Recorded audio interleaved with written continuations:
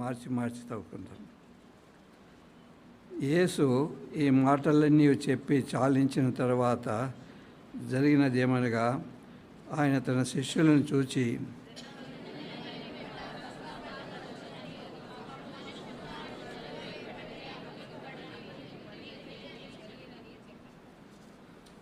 ప్రభు సాయం కొరకై ప్రార్థించుకుంటాం.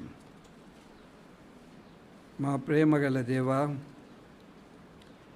జీవము గల మా తండ్రి, నీ కుమారుడైన యేసుక్రీస్తు వారి అతి శ్రేష్టమైన కృపగల నామం పేరిట నీ పాద సన్నిధి మేము తెచ్చినందుకై నీకు స్తోత్రములు. ఉదయకాలంలో దేవుని కృపను గురించి ధ్యానించుటకు మీరు ఇచ్చిన గొప్ప ఆధిక్యతను బట్టి నీకు స్తోత్రములు. దేవుని కృపను బట్టి ప్రతి మనుషుని కొరకు నువ్వు మరణం అనుభవించినట్లుగా దూతల కంటే తక్కువ వాడిగా చేయబడినందుకై నీకు స్తోత్రములు. మధ్యాహ్న కాలంలో ప్రభు బలలో మేము పాలు పొందనై ఉండగా తండ్రి మమ్మల్ని పరీక్షించుకొని సరి చేసుకొని యోగ్యమైన విధముగా ప్రభు బలలో పాలు పొందినట్లుగా మీరే మమ్మల్ని నడిపించమని, నన్ను కూడా నీ చేతికి అప్పచెప్పుకుంటూ నీ మాటలే మాకు దయచేయమని, నీ దయగల మాటలు, అధికారంతో కూడిన మాటలు మాకు దయచేయమని యేసుక్రీస్తు వారి పేరిట ప్రార్థించి వేడుచున్నాము తండ్రి, ఆమేన్.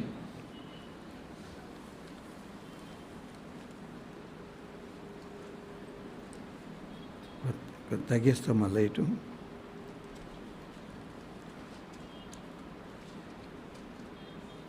ప్రభువైన యేసుక్రీస్తు చెప్పిన మాటలు 2వ వచనం 26వ అధ్యాయం 2వ వచనం చూస్తే, 2 దినములైన పిమ్మట పస్కా పండగ వచ్చుననియు, అప్పుడు మనిషి కుమారుడు శిలువ వేయబట్టుకై అప్పగింపబడిననియు మీకు తెలియనెను.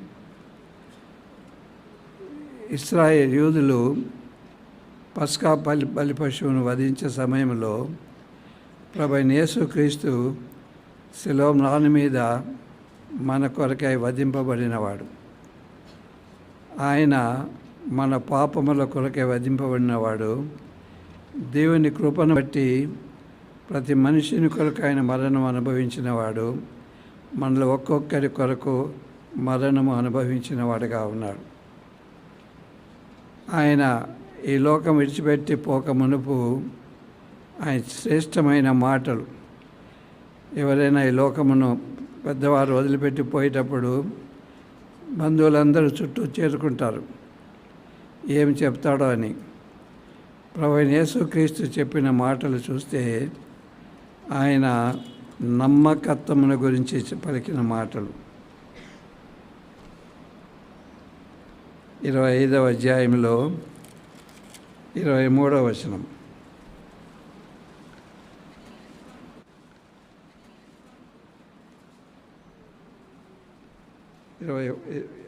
మొట్టమొదటి 21వ వచనం, అతని యజమానుడు, బలా నమ్మకమైన మంచి దాసుడా, నీవు కొంచెములో నమ్మకముగా ఉంటివి కనుక నిన్ను అనేకమైన వాటి మీద నియమించదను, నీ యజమాని సంతోషంలో పాలు పొందమని అతడు చెప్పాను.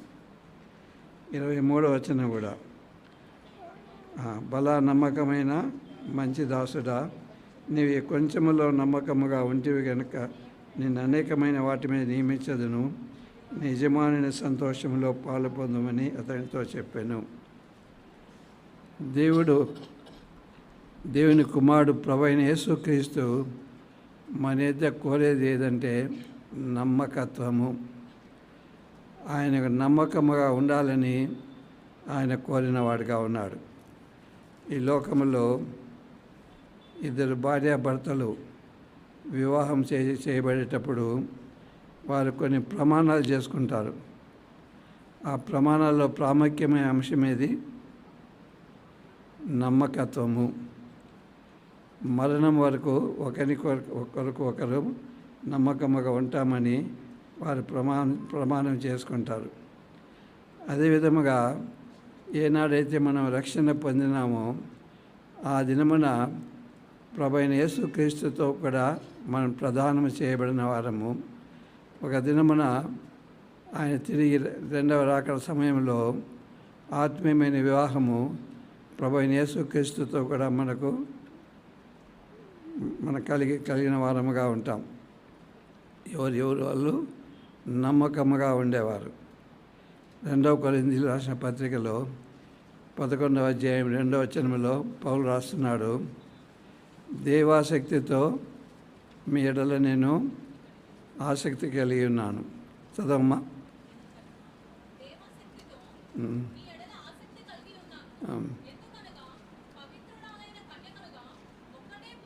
ఒక్కడే పురుషునికి అనగా క్రీస్తుకు సమర్పింపవలనని మిమ్మల్ని చాలేమా క్రీస్తుకు సమర్పింపవలనని మిమ్మల్ని ప్రదానము చేసి తిని.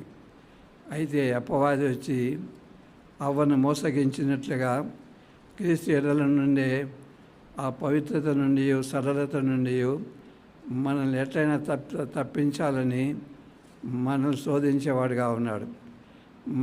మనం మాత్రము నమ్మకముగా ఉన్నప్పుడు ఆ యొక్క పరలోకములో మనం ఆ పెళ్లిలో మనం పాలు పొందేవారముగా ఉన్నాము. ఆయన యొద్ద బహుమానం పొందేవారముగా ఉన్నాం. కొన్ని పాత విషయాలు జ్ఞాపకం చేసుకుంటాము, కొత్త విషయాలు ఏమి లేవు. మొట్టమొదటిగా నమ్మకముగా ఉండాలంటే ఆయన ప్రేమించే విషయంలో నమ్మకముగా ఉండాలి. నమ్మకముగా ఉన్నామా? ప్రభువైన యేసుక్రీస్తును ఒక ప్రశ్న వేసినారు మత్తయి సువార్త 22వ అధ్యాయంలో. ధర్మశాస్త్రంలో ప్రధానమైన ఆజ్ఞ ఏది అని. ధర్మశాస్త్రం ప్రధానమైన ఆజ్ఞ ఏది అంటే ఆయన చెప్పినాడు, మత్తయి సువార్త 22వ అధ్యాయం ఉన్నాం. నిజముగా ప్రభువును ప్రేమిస్తున్నామా అని. ప్రభువును ప్రేమిస్తున్నామంటే అక్కడ 2వ ఆజ్ఞ చెప్పినాడు. ఆ తర్వాత నిన్ను వలె నీ పొరుగువానిని ప్రేమింపలేను. నీ ప్రక్కన ఎవరైనా అక్కరలో ఉంటే వారిని ప్రేమించి వారి అక్కర తీర్చవలసిన వారముగా ఉన్నాము. పొరుగువారిని ప్రేమిస్తున్నామా అని. అంతేకాకుండా మొట్టమొదటిగా ప్రభు బల ప్రారంభించినప్పుడు ప్రభువైన యేసుక్రీస్తు తన శిష్యులతో చెప్పిన మాటలు అది జ్ఞాపకం చేసుకుంటే, నేను మిమ్మల్ని ప్రేమించినట్టే మీరును ఒకరినొకరు ప్రేమింపవలెను. ఎట్లా? నేను మిమ్మల్ని ప్రేమించినట్లే. మన సహోదరులను మనం ప్రేమిస్తున్నామంటే నా మటుకు నేను దేవుని సన్నిధిలో ఒప్పుకుంటున్నాను, తప్పిపోయిన వాడనే. ప్రేమిస్తున్నానంటే సహోదరులను ప్రభువైన యేసుక్రీస్తు మనల్ని క్షమించినవాడు. మనం కూడా సహోదరులను క్షమించవలసిన వారముగా ఉన్నాం. ఇప్పుడు కూడా వారి యొక్క బలహీనతలు, వారు మనకు విరోధంగా చేసిన కార్యములను మనం ఎల్లప్పుడూ కూడా జ్ఞాపకం చేసుకునే వారముగా ఉన్నాం. కనుక అలా ఉంటే మనం దేవుని ప్రేమించినట్టు కాదు. దేవుని ప్రేమిస్తున్నామంటే క్రీస్తు మనల్ని క్షమించిన ప్రకారము మనం కూడా ఒకరినొకరము క్షమించుకునవలసిన వారముగా ఉన్నాం. అంతేకాదు దేవుని వాక్యానికి లోబడవలసిన వారముగా ఉన్నాం. కీర్తనలు 119వ అధ్యాయము 165వ వచనం. కీర్తనలు 119, 165వ వచనం. ఎంతో నెమ్మది కలదు. ధర్మశాస్త్రం ప్రేమిస్తున్నామంటే నా హృదయంలో దానిని దాచుకుంటాను. అదే 119వ కీర్తనలో 9వ వచనంలో, యవనస్తులు దేని చేత తమ నడతను శుద్ధిపరచుకుందరు, నీ వాక్యమును బట్టి దాన్ని జాగ్రత్తగా చూసుకుంటే చేతనే కదా. 11వ వచనంలో కూడా రాయబడింది, నేను నీ ఎదుట పాపము చేయకూడనట్లు నీ వాక్యాన్ని నా హృదయంలో నేను ఉంచుకొని ఉన్నాను. ఇంగ్లీష్ భాషలో దాచుకొని ఉన్నాను. దేవుని వాక్యాన్ని ప్రేమిస్తున్నామా? దేవుని వాక్యం ప్రతి ఉదయము సాయంకాలం చదువుతున్నామా? ఊరికే న్యూస్ పేపర్ చదివినట్టు చదువుతున్నామా? నిజంగా మన హృదయంలో దాచుకునే దానికి మనం చదువుతున్నామా? మనం జ్ఞాపకం చేసుకునవలసిన వారంగా ఉన్నాం. తప్పకుండా దేవుని వాక్యం మీద ఆశ మనకు కలిగిన వారంగా ఉన్నామా లేదా పరీక్షించుకోవాలా. దేవుని ప్రేమిస్తున్నామంటే సహోదరులను ప్రేమిస్తున్నాం. పొరుగువారిని ప్రేమిస్తాం, దేవుని వాక్యాన్ని మనము ప్రేమించే వారముగా ఉంటాం. అంతేకాదు దేవుని మందిరాన్ని ప్రేమించే వారముగా ఉంటాం. దావీదు అంటాడు, కీర్తనలు 26వ అధ్యాయము 8వ వచనం, కీర్తనలు 26:8, నీ నివాస మందిరమును, నీ తేజో మహిమ నిలు స్థలమును నేను ప్రేమించుచున్నాను. దేవుని నివాస స్థలమును, ఆయన తేజో మహిమ నిలు స్థలమును నేను ప్రేమించుచున్నాను. నిజముగా ప్రేమిస్తున్నామా? ఒకసారి జ్ఞాపకం చేసుకోవాలి. దేవునికి చెల్లించవలసినవి మనం చెల్లిస్తున్నామా? దేవునికి మహిమకరముగా మనము జీవిస్తున్నామా? మనం ప్రశ్నించుకోవాల్సిన వారముగా ఉన్నాం. దేవుని ప్రేమించవలసిన వారముగా ఉన్నాం. దేవుని మందిరం అంటే ఒకటేమో మన దేహము కూడా దేవుని యొక్క మందిరం. పౌలు అంటాడు, మీ దేహము దేవుని వల్ల మీకు అనుగ్రహింపబడి మీలోనున్న పరిశుద్ధాత్మక ఆలయమై ఉన్నదని మీరు ఎరగరా. కనుక మన హృదయమే దేవుని యొక్క ఆలయం. మన హృదయాన్ని ప్రేమిస్తున్నామా? మన హృదయాన్ని కాపాడుకుంటున్నామా?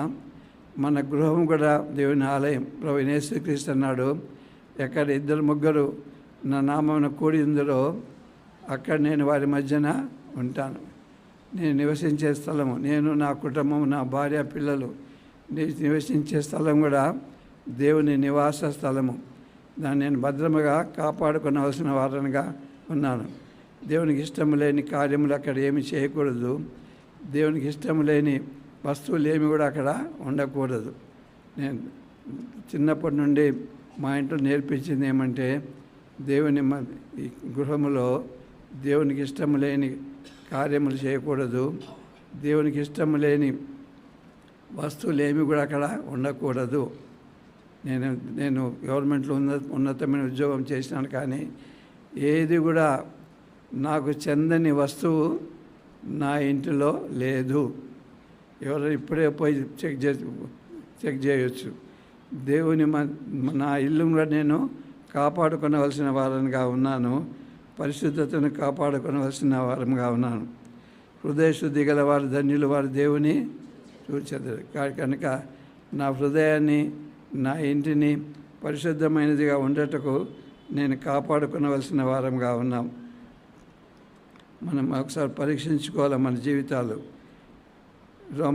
రోమి రాసిన పత్రిక 13వ అధ్యాయము 1వ వచనం, ప్రతి వాడుని ఏం చేయాలా? పై అధికారులకు లోబడి ఉండవలసిన వారముగా ఉన్నాం. మన పై అధికారులు ఎవరు? దేవుడు నియమించిన దేవుని యొక్క సేవకులు. వారికి లోబడి ఉంటున్నామా? తిరుగుబాటు చేస్తున్నామా? మనం పరీక్షించుకోవాలి. ప్రతి ఒక్కరు కూడా పై అధికారులకు లోబడి ఉండవలసిన వారము. 7వ వచనం రాయబడింది, ఎవనికి సుంకమో వానికి సుంకమును, ఎవనికి పన్ను వానికి పన్ను చెల్లింపవలెను. మన జీవితంలో మనం పన్ను చెల్లిస్తున్నామా లేదా ఒకసారి పరీక్షించుకోవాలా. ఒకళ్ళు చెల్లించకపోతే దేవుని విరోధంగా మనము జీవించే వారముగా ఉన్నామని డబ్బు విషయంలో కూడా ఉండాలి. గృహంలో కూడా భార్యాభర్తల మధ్యన ఆ ప్రేమ అనేది ఉండాలి. ఎఫెసీయుల రాసిన పత్రిక 5వ అధ్యాయము 22వ వచనం. ఎఫెసీయుల రాసిన పత్రిక 5వ అధ్యాయం 22వ వచనం చదవండి.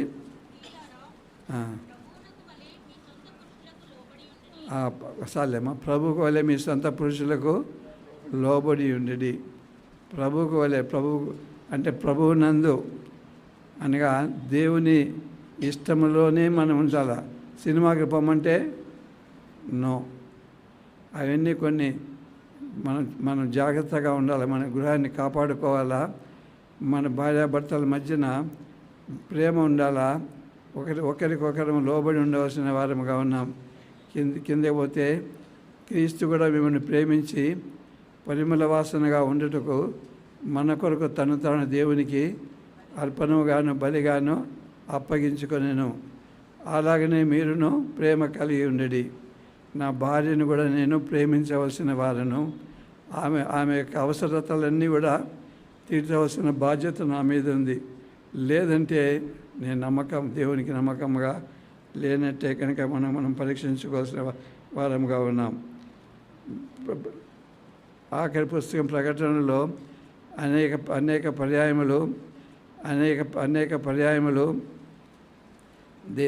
అక్కడ రాయబడింది, ఇదిగో నేను త్వరగా వచ్చుచున్నాను, వాని క్రియలు చొప్పున ప్రతి వారికి ఇచ్చేటకు సిద్ధపరిచిన జీతం నా యొద్ద ఉన్నది. ఆయన త్వరగా వస్తున్నాడు కాబట్టి దాన్ని మనము జాగ్రత్త పడి ఉండవలసిన వారముగా ఉన్నాం. అంతేకాదు దేవుని కొరకు జీవించవలసిన వారముగా ఉన్నామంటే దేవుని పరిచర్యలో మనం ఉండవలసిన వారముగా ఉన్నాం. ఒకటేమో మనలో కొంతమందికి ఇక్కడ వాక్యం చెప్పే ఆధిక్యత లేదు, కానీ సువార్త చెప్పొచ్చు. మార్క్స్ వార్త 16వ అధ్యాయము 15-16 వచనాలు. మార్క్స్ వార్త 16వ అధ్యాయం 15-16 వచనాలు. మీరు సర్వలోకములకు వెళ్ళి సర్వ సృష్టికి సువార్త ప్రకటించి నమ్మి బాప్తీసం పొందినవాడు రక్షింపబడినడు, నమ్మని వారికి శిక్ష విధింపబడును. మన ఇళ్ళకు ప్రతిదినం అనేకులు వస్తుంటారు. ఆ వస్తువులు తీసుకొని వచ్చేవాళ్ళు, షాపు నుండి వస్తువులు తెచ్చేవారు, స్నేహితులు. వారికి సువార్త ప్రకటిస్తున్నామా? వారి సువార్త ప్రకటించకుండా ఉంటే దేవునికి నమ్మకస్తులముగా మనము లేనట్టే. ప్రభువైన యేసుక్రీస్తు అన్నాడు యోహాను సువార్త 17వ అధ్యాయం 4వ వచనంలో, చేయుటకు నీవు నాకు ఇచ్చిన పనిని సంపూర్ణంగా నెరవేర్చి భూమి మీద నిన్ను మహిమపరిచితిని. మనం దేవుని మహిమపరుస్తున్నామని మన బోధలో కూడా ఈ దినాలు చూస్తున్నాము. వ్యర్థమైన మాటలు, ఉపయోగం లేని మాటలు అనేకమైనవి మనం మాట్లాడుతున్నాం. అవి మనం జాగ్రత్తగా ఉండాలి. అన్నీ దేవుడు వింటున్నాడు. వాటన్నిటికీ దేవుడు తగిన కాలంలో మన శిక్ష విధించేవాడుగా ఉన్నాడు. తిమోతి రాసిన మొదటి పత్రిక 4వ అధ్యాయము 7వ వచనం. తిమోతి రాసిన మొదటి పత్రిక 4:7. అపవిత్రమైన ముసలమ్మ ముచ్చటలను విసర్జించి దైవభక్తి విషయంలో నీకు నీవే సాధకము చేసుకొను. పులిపిట్ మీద ముసలమ్మ ముచ్చటలు, వ్యర్థమైన మాటలు పలికేవారముగా మనం చూస్తున్నాం అనేకులు. దానికి దేవుడు తప్పకుండా తీర్పు తీరుస్తాడు. దేవుడు వదిలిపెట్టేవాడు కాదు. ఈ తిమోతికి రాసిన పత్రిక అనేక చోట్ల ఈ మాటలు రాయబడినవి. 4వ అధ్యాయం 13వ వచనం చదవండి. నేను వచ్చే వరకు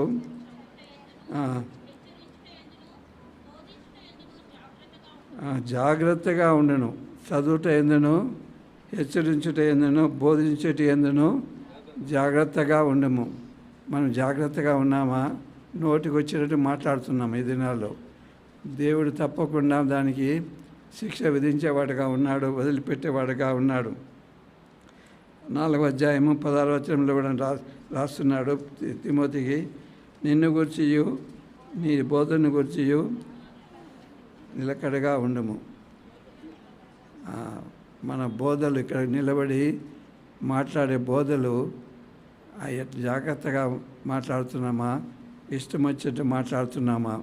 అవన్నీ కూడా దేవుడు లెక్కలు వేసుకునేవాడుగా ఉన్నాడు. కనుక మనం నమ్మకంగా ఉండవలసిన వారంగా ఉన్నాం. ఆఖరిగా ఇంకో విషయం చూస్తే తిమోతి కొరింథీయులకు రాసిన మొదటి పత్రిక 4వ అధ్యాయము 1-2 వచనాలు. కొరింథీయులకు రాసిన మొదటి పత్రిక 4వ అధ్యాయము 1-2 వచనాలు. ఒకటేమో క్రీస్తు సేవకులమనియు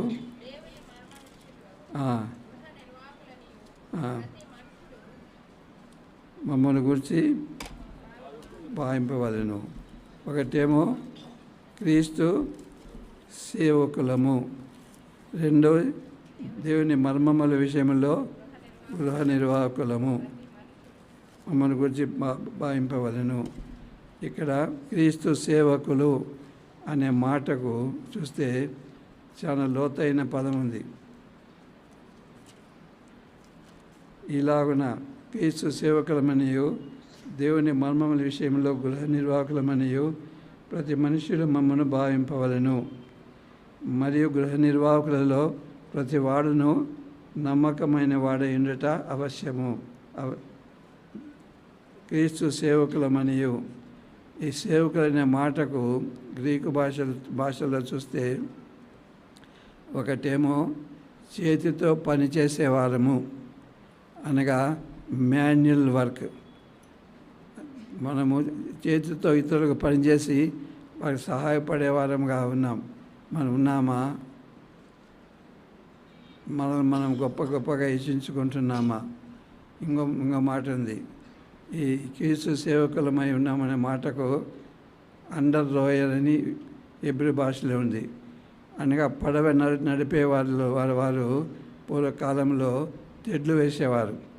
ఆ తెడ్లు వేసే వారిలో కింది భాగంలో ఉండేవారు కనబడకుండా పనిచేసేవారుగా ఉన్నారు. మనకు కనపడాలని పనిచేస్తున్నామా? క్రీస్తు సేవకుల వలె దేవుని కొరకు మనం పనిచేస్తున్నామా? ఈ దినాల్లో మనల్ని మనం ఇతరులకు కనిపించుకోవాలని చూస్తున్నాం, కానీ నిజమైన ఆ క్రీస్తును ప్రేమించిన వారమై, క్రీస్తు యొక్క పనిని ప్రేమించిన వారమై పనిచేసే వారంగా లేము. ప్రభువైన యేసుక్రీస్తు తాను అప్పగింపబడిన రాత్రి ఏం చేసినాడు? ఒక గిన్నె తీసుకొని నీళ్ళు తీసుకొని శిష్యుల పాదముల కడుగుటకును తాను కట్టుకుని తువాలతో తుడుచుడుకును మొదలుపెట్టాను. ఎంతగా తగ్గించుకున్నాడు. మన జీవితంలో ఆ తగ్గింపు ఉందా మనం జ్ఞాపకం చేసుకోవాలి. మనం అన్నీ కూడా మనం ఎక్కువగా చూసుకునే వారంగా ఉన్నాం. దేవుడు మనకు ప్రతిఫలం ఇవ్వడు. అంతేకాదు, దేవుని మర్మముల విషయంలో గృహ నిర్వాహకులం అనగా స్టూవర్డ్స్, అనగా ఆ గృహానికి అధికారి కాదు, కానీ దేవుని ప్రతినిధిగా అక్కడ ఉన్నవారు. మన సేవకులు, గృహ నిర్వాహకులు దేవుని ప్రతినిధులుగా ఉన్నవారు. వారు నమ్మకముగా దేవుని సేవ చేయవలసిన వారుగా ఉన్నారు.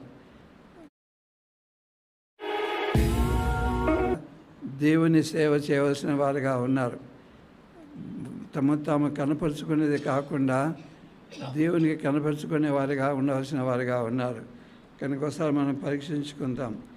మనం నిజంగా నమ్మకముగా పనిచేస్తున్నామా? దేవుని కొరకు పనిచేస్తున్నామా? మన ఇతరులకు నేను కనపడాలని పనిచేస్తున్నామా?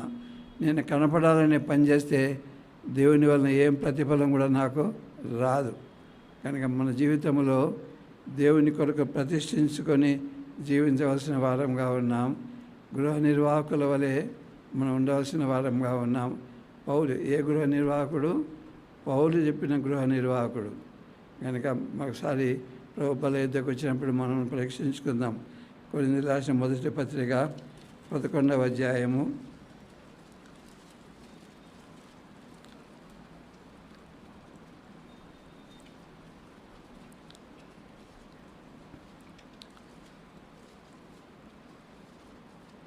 28వ వచనం.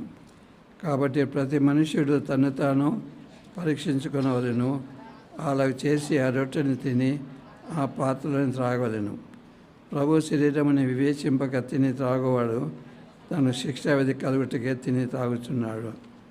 కనుక మనము పరీక్షించుకొని ఏ విషయంలో మనము తప్పు చేసినామో, పాపం చేసినామో అది ఒప్పుకొని తగ్గించుకొని ప్రభు బలలో పాలు పొందుదాం. దేవుడి వాక్యాన్ని దీవించునుగాక.